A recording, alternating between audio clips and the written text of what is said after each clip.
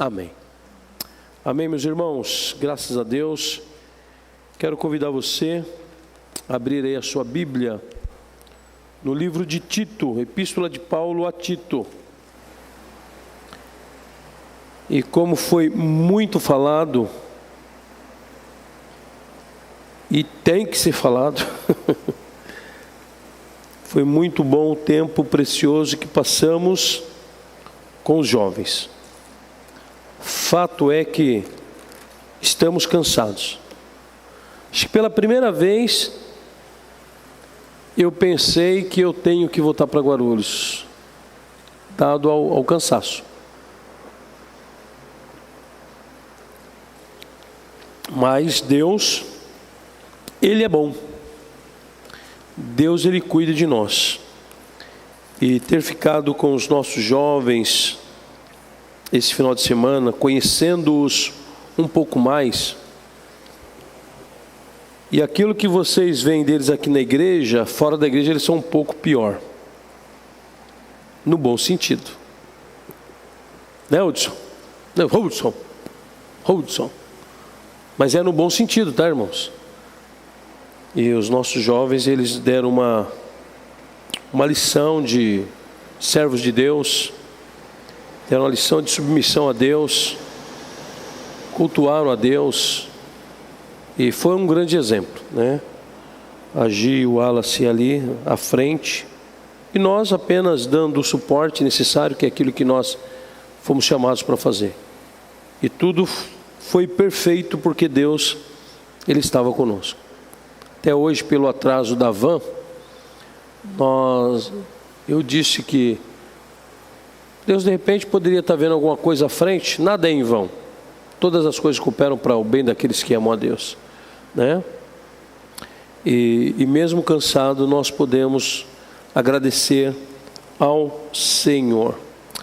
E nós temos falado a respeito de discipulado. E discipulado é um tema que eu vou estar falando aqui durante muito tempo para os irmãos, até nós entendermos realmente o que é discipulado. E esta epístola de Paulo a Tito é uma epístola que fala muito a respeito de discipulado. Eu vou falar, obviamente, por conta do tempo, um pouco mais de forma panorâmica, algumas questões aqui, mas que nós possamos depois, em algumas outras quartas-feiras, estarmos trabalhando esse texto, onde Deus, Ele usa Paulo para treinar aqui um gentio que havia se tornado cristão e se transforma em um dos auxiliares do apóstolo Paulo, né? Ajudando no seu trabalho missionário. E nós vamos ver Paulo fazendo menção de Tito em Gálatas capítulo 2, em 2 Coríntios capítulo 7, quando ele cita vários nomes.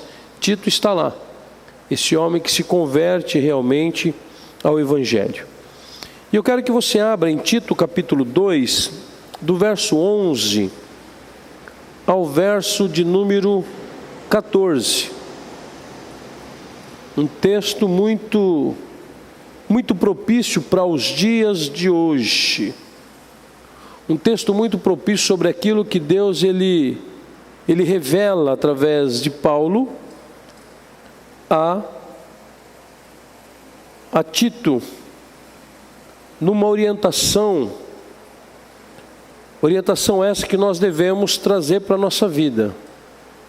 É uma orientação contemporânea, é uma exortação cabível para os tempos atuais, mostrando para nós o que é realmente a questão do discipulado. Discipulado esse que acontece em 3 contextos.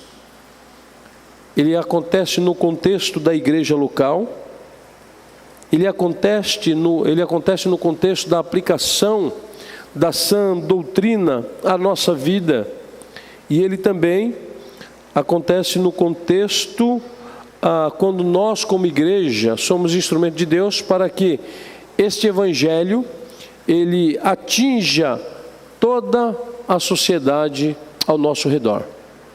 Então, pensando nisso, eu quero conversar com vocês um pouco a respeito desse texto, pegando aqui estes 5 versos do capítulo 2. E diz assim: pois a graça de Deus foi revelada e a todos traz salvação. Somos instruídos a abandonar o estilo de vida ímpio e os prazeres pecaminosos. Neste mundo perverso, devemos viver com sabedoria, justiça e devoção, enquanto aguardamos esperançosamente o dia em que será revelada a glória de nosso grande Deus e Salvador Jesus Cristo. Ele entregou a sua vida para nos libertar de todo pecado, para nos purificar e fazer de nós o seu povo inteiramente dedicado às obras ou às boas obras. Então, Paulo aqui ele está falando a Tito a respeito do benefício da obra salvadora de Jesus Cristo. Paulo aqui ele está apresentando a real mensagem que deve ser explanada a todo quanto vive a experiência, no caso aqui, gentílica, mostrando para o próprio Tito que o estilo de vida que ele vivia não é mais cabível a ele. Aquela vida que outrora ele tinha é uma vida que hoje deve estar muito longe dele, sendo que trocado, ou seja, sendo o separar-se desse estilo de vida ímpio, o separar-se dos prazeres pecaminosos da carne. E Paulo aqui fala do contexto geral, ele diz, neste mundo perverso. Ou seja, o mundo e a sua atração, ele não pode servir de desculpas para nós que uma vez entregamos a nossa vida a Jesus. Paulo então está fazendo o que com o Tito? Ele está discipulando-o. Aquilo que nós como igreja também precisamos fazer. E ele diz, olha, neste mundo perverso, como é que você deve viver a partir de agora? Você tem que viver com sabedoria, você tem que viver com justiça, ou seja, sabedoria nas escolhas que você tem que fazer. Sabedoria no estilo de vida que você vai ter daqui para frente. Isso é sabedoria. Sabedoria está relacionada a escolhas das coisas certas. É por isso que ele diz sabedoria, depois ele fala justiça. Só que aqui não é aquilo que eu tenho como justiça, porque nós não temos justiça própria. Essa justiça aqui, ele está falando a respeito da compreensão, do entendimento de vida que precisamos ter, sabendo que Cristo é aquele que nos justificou do pecado. Cristo nos justificou da vida ímpia. Cristo nos justificou nesse mundo pecaminoso, nesse mundo tenebroso. E ele diz, e viver com devoção. O que é devoção? Devoção é entrega. Ser devoto, e aí muitos aí que antes talvez de se tornar cristão, era devoto de alguma coisa, né? Eu sou devoto, e o que você fazia? A devoção nos faz fazer sacrifício em amor por aquilo que nós entendemos ser o voto da nossa devoção. Quando Paulo está dizendo a Tito, Paulo pode estar lembrando de como ímpio, sacrifícios que ele fazia a outros deuses. E ele diz, hoje você não precisa fazer sacrifício a esse Deus que agora está à tua disposição, o Deus dos cristãos.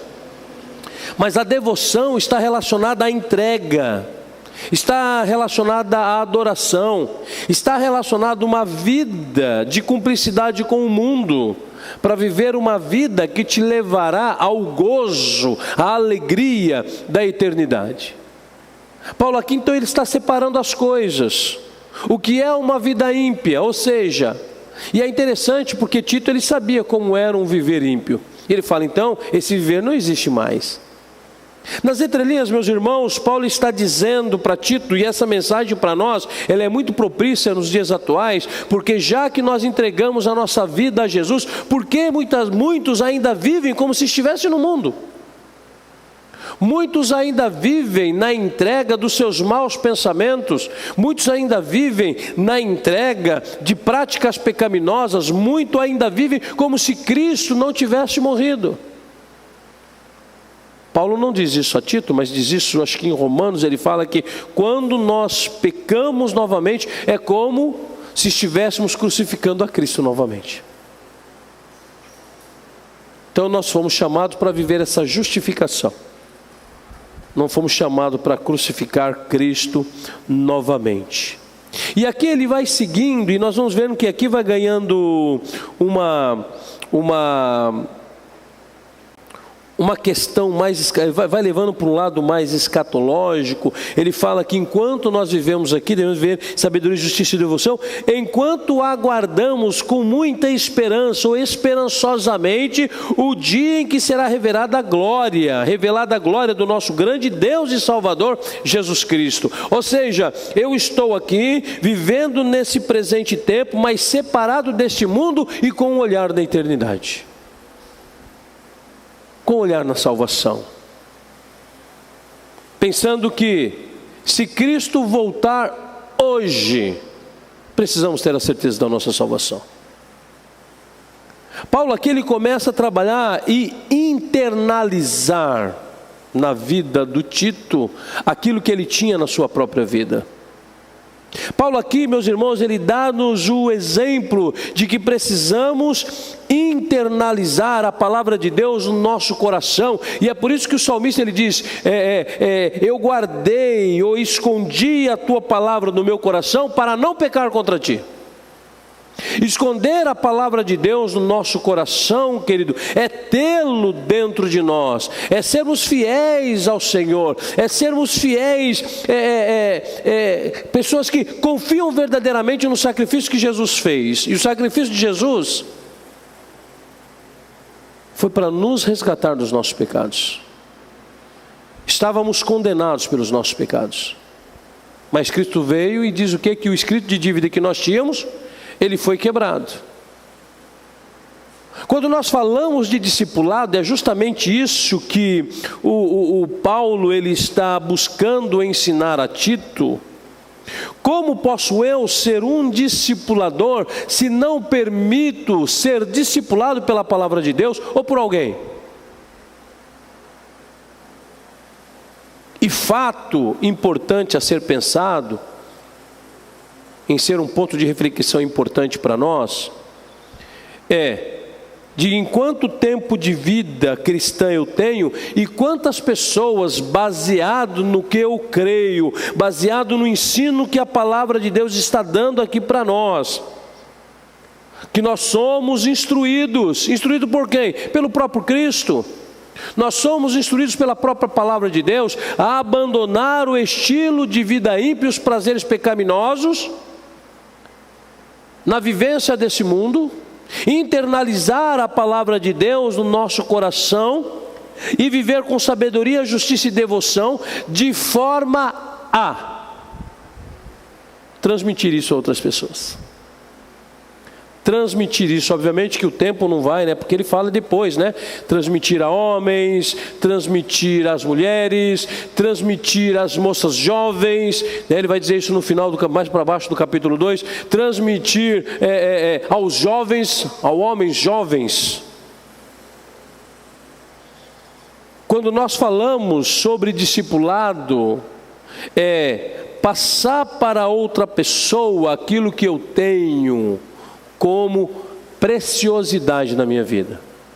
Faz tanto parte de mim que eu não tenho dificuldade de transmitir a outras pessoas.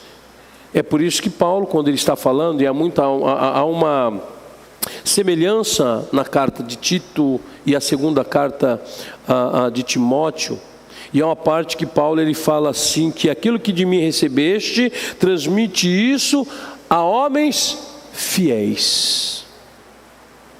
Quem são esses homens fiéis? Ou seja, poderíamos dizer, a transmissão do que nós temos, do que nós recebemos da parte de Deus, é: discipula outros, ensine outros.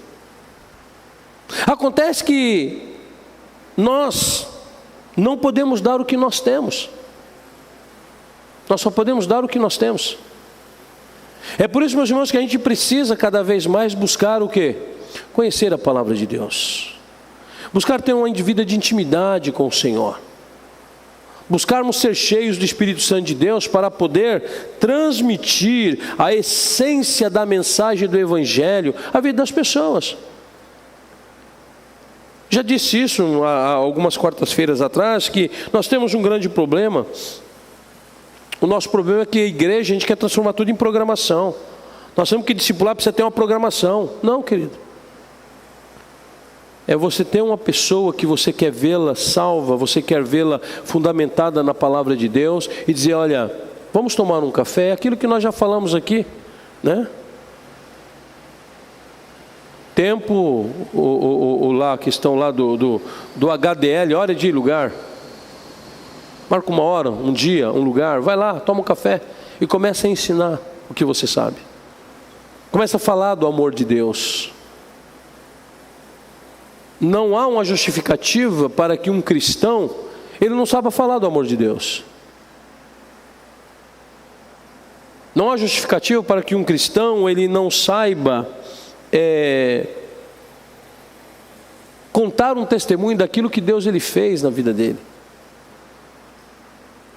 Testemunho simples de oração. Quantos nós temos? Nós vimos aqui o Wallace falando, testemunho de oração, do trabalho. De repente você vai conversar com a pessoa, essa pessoa pode estar vivenciando um momento de trabalho e você vai levar esperança para ela, dizer assim: olha, eu estava assim. Eu sei muito bem o que você está passando. Eu sei muito bem o que você está sentindo.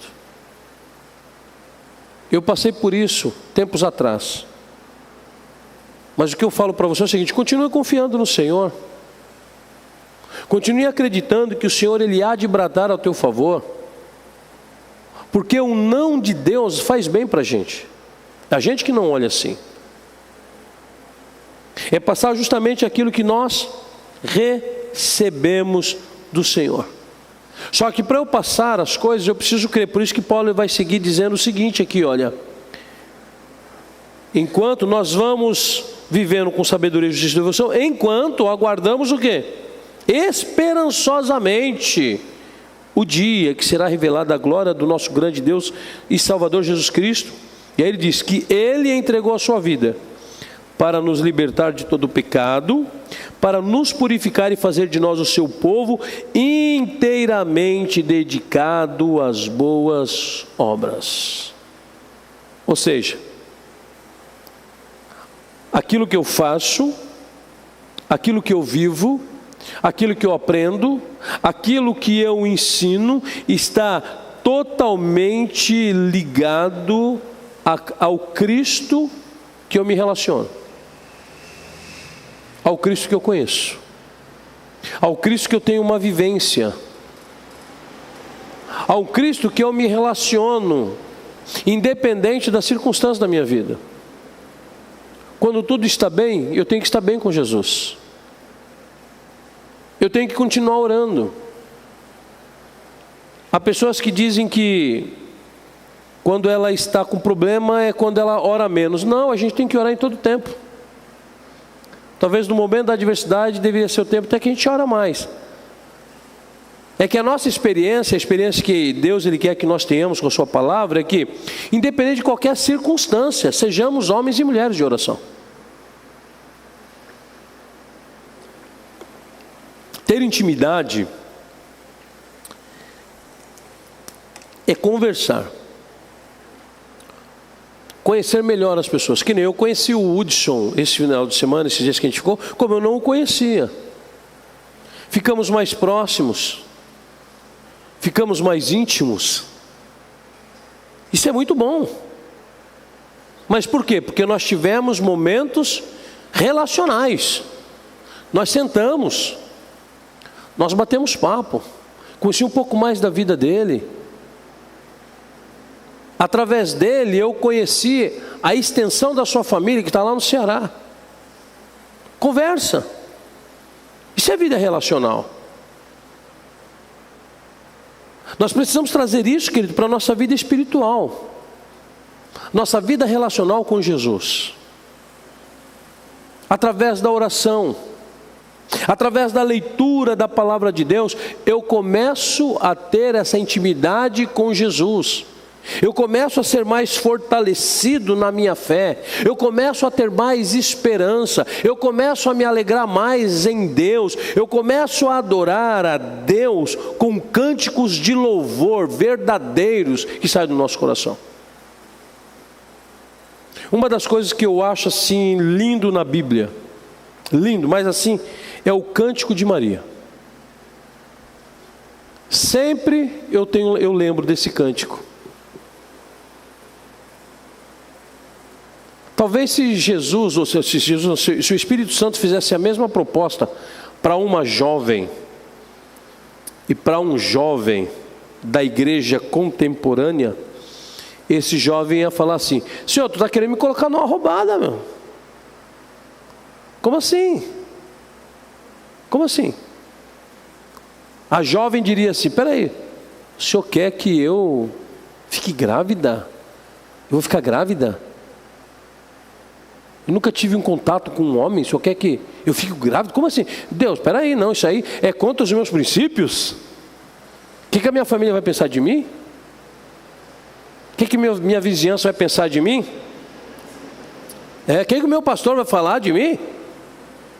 Imagine isso. Só que fazendo essa comparação, aí o jovem diz: que isso, senhor, eu estou fora, eu vou assumir uma menina com barriga de outro? De jeito nenhum. E por que eu digo isso? Porque muitos jovens não estão preparados para essa conversa hoje. Muitos jovens não têm um conhecimento e uma vivência com o Espírito Santo para ouvi-lo e ceder-se, se doar, se dar, se entregar ao Espírito Santo. Muitos homens jovens não estão preparados para essa conversa porque agem da mesma forma. Maria, ela era íntima de Deus. Maria, ela conhecia a voz de Deus. José, de igual modo, mas porém por ser um homem mais experiente, talvez ele não fosse tão assim, vamos dizer, crente, né? Tão fiel quanto Maria. Porque Maria não questiona. Maria diz: a minha alma engrandece ao Senhor. O meu espírito se alegra em Deus, o meu Salvador, porque Ele olhou para a pequenez, para a baixeza da sua serva. Que comunhão gloriosa. O mesmo anjo que conversa com Maria vai bater um papo com José, e José fala o quê? Grávida, eu vou rapar fora, vou dar no pé. Tem um contexto, ele fala: não, eu não quero que Maria seja envergonhada, então eu vou fugir. Mas espera aí, mas ela já tinha assumido isso. Se fosse uma vergonha, ela tinha assumido. Não, eu não quero envergonhar Maria, então eu vou embora, eu vou fugir, eu vou sumir no mapa aí. Não. Aí o anjo aparece para ele. Ele fala: não temas, não tenha medo de receber Maria como tua esposa. Agora, ele também era um homem que tinha experiência com o Espírito Santo. Ele sabia quem é que estava falando com ele. E o que ele faz? Ele obedece. Obviamente que isso não vai acontecer, isso é totalmente hipotético. Mas há muitas coisas que Deus, através do seu Espírito Santo, fala comigo, fala com você, fala com a igreja. E qual é a intimidade, qual é o grau de relação que nós temos com Ele para poder dizer: sim, Senhor, pode contar comigo? Sim, Senhor, eu estou aqui, eis-me aqui. Senhor, a minha alma engrandece ao Senhor, o meu espírito se alegra em Deus, o meu Salvador, porque o Senhor está olhando para mim e conta comigo para alguma coisa. Andar com o Espírito Santo de Deus é uma experiência que todos nós precisamos ter. Caminhar com o Espírito Santo de Deus é uma experiência que a igreja do Senhor precisa ter. Saber ouvir a voz do Espírito Santo, porque há outras vozes nesse mundo. Quais são as vozes que temos ouvido ultimamente? Será que temos ouvido a voz do Espírito Santo? Ou será que estamos dando vazão às vozes que gritam dentro de nós, que gritam no nosso coração, para que nós possamos saborear os frutos da carne? Nós precisamos saber. Conhecer o Espírito Santo e entender a voz do Espírito Santo é quando o pecado bate na nossa porta, a gente vai dizer: aqui não, porque eu tenho o selo da promessa do Senhor. Posso ser tentado, mas eu não cedo à tentação. Eu posso ser provado, mas essa provação ela não vai me tirar do meu trilho, do meu foco, porque eu sei em quem eu tenho crido. Quando nós entendemos a vida cristã dessa forma, nós não teremos dificuldade de discipular outra pessoa. Nós não teremos dificuldade de passar o que temos. Porque quando nós conversamos com as pessoas e falamos do amor de Deus, nós não estamos passando conhecimento para ela, nós estamos passando vida, é a nossa vida, a nossa experiência sobrenatural com Deus, a nossa experiência, querido, de algo que recebemos da parte de Deus. Era o que Paulo estava passando para Tito. Ele estava discipulando a Tito. E depois Tito, ele vai discipular inúmeras outras pessoas também. O desejo do meu coração, meus irmãos, é que esta seja a verdade desta igreja. O desejo do meu coração é que essa seja a verdade da tua vida. Para que no domingo nós cheguemos aqui e você fala: olha, eu trouxe 2 amigos da faculdade, eu trouxe 2 amigos lá do meu bairro, eu trouxe 2 vizinhos, olha, eu trouxe um parente meu que está precisando de Jesus. Que todo homem, por mais que tenha, nós estamos falando de posse, de riqueza. Por mais que o homem possa ter bens, né?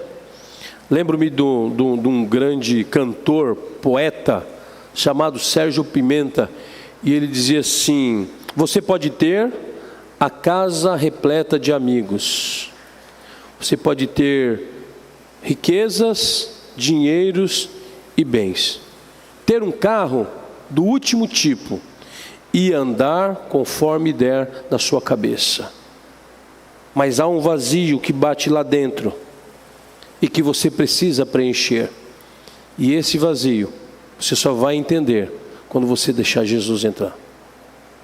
Obviamente ele fala com outras palavras, eu aqui só tentei mudar porque eu não lembro tudo, tá? Mas é mais ou menos isso. É que eu estou declamando, né? Se fosse para cantar eu saberia cantar. Conheci Sérgio Pimenta em 1987. E final de 1987, tomado de um câncer, ele veio falecer. Mas deixou inúmeras músicas aí. Você que é músico, procure sobre Sérgio Pimenta. Fantástico. Trabalhou com grandes grupos, Milad, Vencedores por Cristo, Água Viva, né? E ele fazia música para todas essas pessoas. Mas você pode ter tudo o que você quiser. E nós precisamos de Jesus. Amém, queridos? Então, dado essa introdução, nós vamos orar porque